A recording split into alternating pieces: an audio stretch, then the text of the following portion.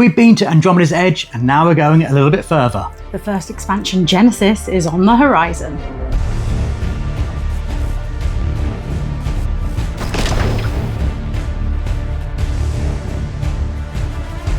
Welcome to BoxedMeeples, I'm Julian and this is Libby, and we fell completely in love with Andromeda's Edge when it was released last year from Cardboard Alchemy. So you can imagine how deliriously excited we were when we got an early look at the new expansion Genesis. Yeah, I didn't think this game could get any better, but super excited. And we've picked 5 reasons why you might want to set your targets on this new expansion.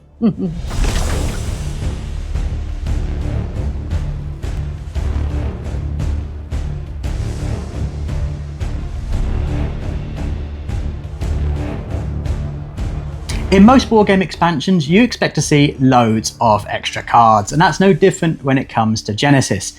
The headline, of course, are these Exotech cards. Now, these work in conjunction with the tactics cards, but every time you're looking at them, you think, oh, this is somewhat overpowered. They seem to be game-breaking, but they add so much drama and excitement to the game in the most wonderful of ways. For example, the Mortality Laser. You can spend 3 energy and win any battle immediately. Then there's a Space Warper where you can spend a resource for infinite range on one ship. And then there's the Remote Trigger, which lets you use a module on someone else's board. Yeah, every one of them, you're just like wowed by what it's going to give you. And you kind of think, sometimes you're choosing between 2 and it's like, how do I choose between these 2 awesome things? And you really managed to use them in our game. Yeah, my faction really specialised on having lots of choice of those. And the most powerful ones we'll talk about at the end of this video, so make sure you stick till the end to find out what those are. But how do you get these amazing cards? Well, you actually get them most easily by defeating the raiders. Before, it felt a bit unsatisfactory when you beat a raider, but now you're going to have access to these super powered cards. It's going to change up all your tactics and make you really want to take on those raiders. Yeah, and some of them are kind of imitate the types of things that those raiders did, so sort of almost feels like it's giving you the power of a raider with that card. So, and some are longer term use and some are like once only huge hitters. But these aren't the only new cards. There's also development cards. You can still build the original developments, of course, but now you can choose between 3 new cards to give yourself individual perks and benefits from building specific new buildings. And these are first come, first serve, so it might incentivize you to start focusing on buildings if you want something particularly special. Yeah, and that's for each and every building. So there's now 4 choices for each of those developments. 15 new cards in total. And what else can you get? Some event cards. There's a new event deck that have longer lasting effects until the next card is drawn. So that's going to spice up your gameplay in yet another way.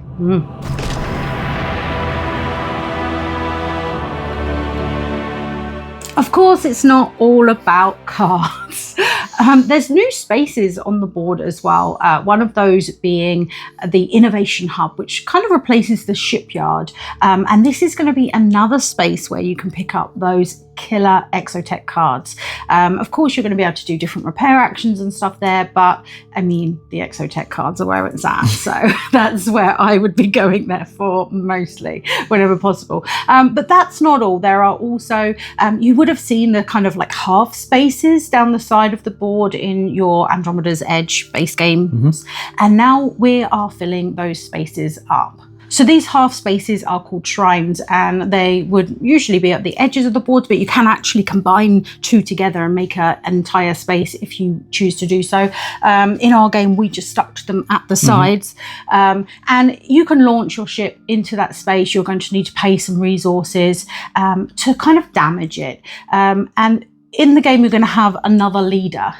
At the point that you are damaging the shrine, you can place your leader up a track that you just move up it, and then you place a leader beside that point, and then at the end of the game you're going to score those points. Of course, that leader is stuck there. You can't use it to put into your developments throughout the rest of the game, but if you time that nicely, it could be a nice little boon of points come the end of the game.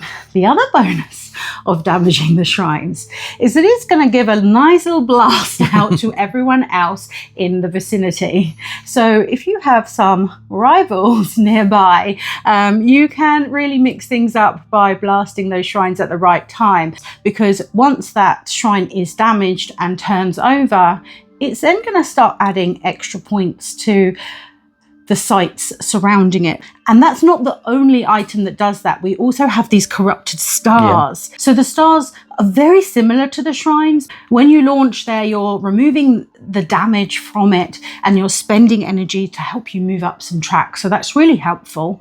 And again, once it turns over, we're going to be blasting everyone around us and causing a bit of damage too. Now, when it comes to these stars, I saw early doors when we were playing that if I built my developments around a star, it's going to have a big multiplying effect on those developments. But the problem is, it's quite hard to repair a star. You can't really do it necessarily on your own within the time of playing the game and have to do all the other stuff you need to do. So someone else doesn't chip in, you're not going to repair it in time, and therefore you're not going to get the bonuses. So there always is that kind of desire to maximize your score from there, first come, first served, but make sure someone else is still going to have it in their interest to help you out doing that. Yeah, I mean, you were really lucky that someone else also got a development adjacent to that star, so had that interest as well. But we had clocked quite early on, oh, no one helped Julia. Because we don't want him getting all these points. But then it became advantageous for someone else to do that. So things had sort of flipped on their head. Yeah. And you did get that boost and all of those points coming into the game.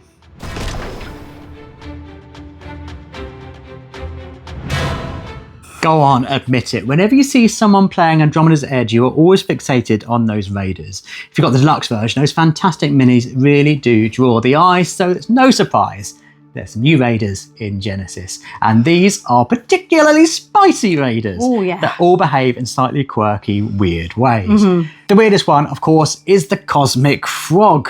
Now, he's going to be in Andromeda's Edge, leaping from position on the board to position on the board. He can't move to adjacent spaces. He leaps 2. So as long as you don't get too close, you're fine. If you're too far away, good too. If you're in that weird kind of frog Goldilocks zone, you're going to be in for some sort of frog-based pain, because this Cosmic Frog has the highest targeting in the game. He re-rolls in battle any dice that show a 1, 2 or 3, guaranteeing he's going to get some 4s. But that's not where the weirdness kind of stops, because when he approaches the battle, he's already swallowed 4 modules. And should you defeat him, he is hungry for those modules. And should you defeat him, one of those modules is going to be thrown up onto your player board. So you're going to get a new module by defeating him. Essentially, he's got a kind of 4 shields, so he's hard to get rid of. Yeah, but I mean, that's a juicy reward as well, though, because that's going to help you for the rest of the game. So there's an incentive to go out and hit it. Take on the frog. And it's also an interesting headspace, because you're so used to being, am I within range? But you've actually got to be thinking about how far he's hopping rather than being adjacent to him. Bit of a puzzle. But it's not the only new presence on the board. It isn't. We have a large cube in space that's inhabited by cyborgs. Cyborgs. Yes. These are terrifying. They move slowly around the galaxy, moving a space at a time, slowly going around. But should you get into battle with them, they are predictable. And if you don't roll a 6, your resistance is futile, because they have predetermined dice. They're the only raider in the game that does this. They're going to have a 6, a 5, a 4, a 3, a 2, and a 1. But it's worth taking them on, because should you defeat them, 2 of those Exotech cards are going to be heading your way. You get to choose one to keep. Juicy, juicy reward. We've already talked about what a tough decision that is. And interestingly, they start on the newest planet. Yeah. So again, if towards the end of the game, you're sort of scrabbling for more places to get to start getting your ships there, to make your developments. Hopefully they're next to a corrupted star. And so shimmying them out the way and defeating them so that you can get on with the development business is key.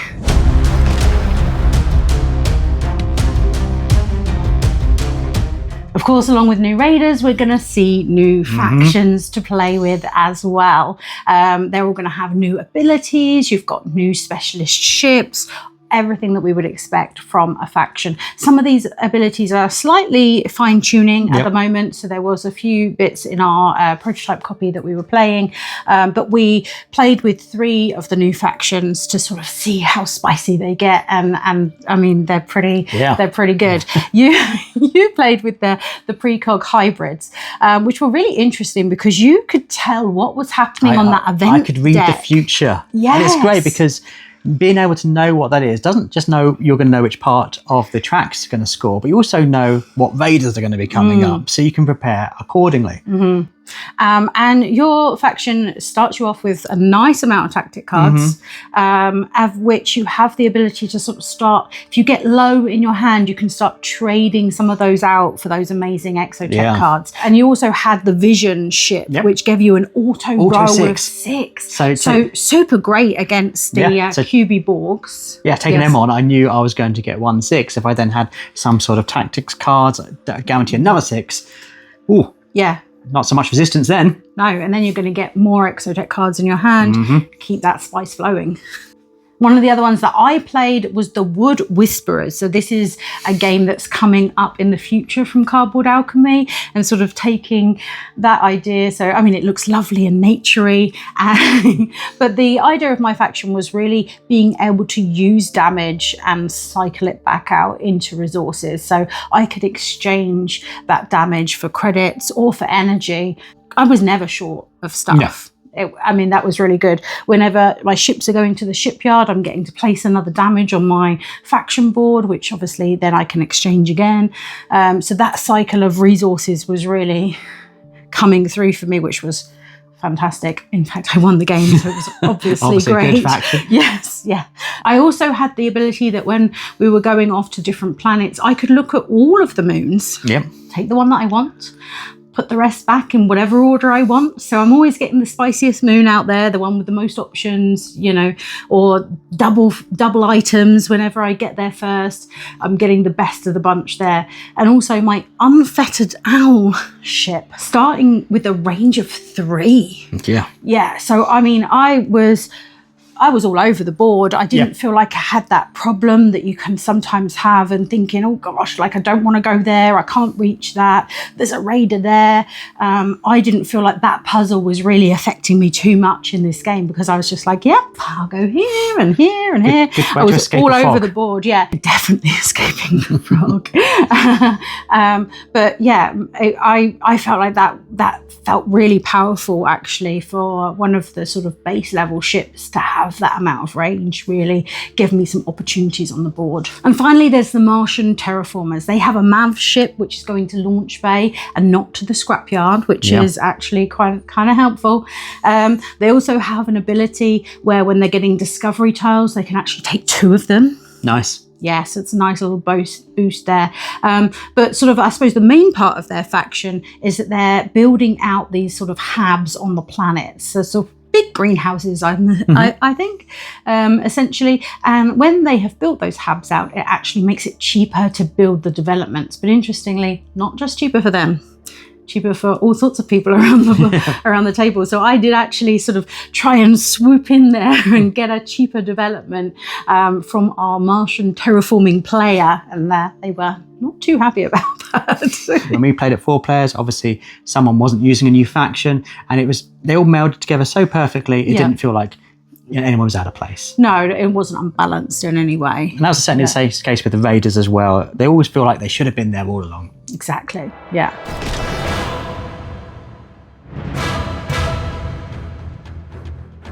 Now, do you remember when I was talking about Exotech cards, I said there was one special feature on some cards that is absolutely incredible.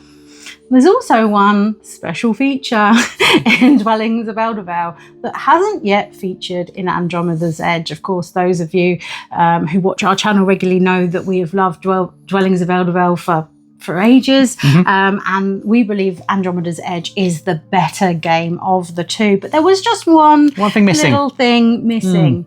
But it's here. It's in Andromeda's Edge. That ability that we had before in Dwellings to dominate, and we can commandeer our raiders. Yes. You did it in our game. You took that cosmic frog. Yeah, I controlled that frog, but there's nothing more satisfying than seeing this cause chaos on the board and then somehow taking control of it to then cause equal amount of chaos on the board to others. Yes. And with a raider, you can also take on another raider because you control what they do. So we had the situation of a cosmic frog taking on a cyborg cube. Yes, we did. We did. And it was super exciting. It really hiked up. Like, I mean, this is an incredible game anyway, and it has so much energy and so many awesome things going on with the raiders, with the cards. Tactical exo, I mean, they're all incredible, but I mean, the exos are really hiking that up. But then being able to command as well is just, whew, yeah. It really does change the gameplay in a wonderful way, and it adds a new dimension to those raiders. And it's great that when you take control of them, they still behave in the same way that they originally did. They have largely similar powers, obviously tailored slightly to suit being played by a player. But it's not like you just get a superpowered ship. No, you get all their abilities they once had. And being in control of that is just exciting. Not least because then you have another piece on the board to start moving around to control areas. They're pretty powerful and nice things to have on your side.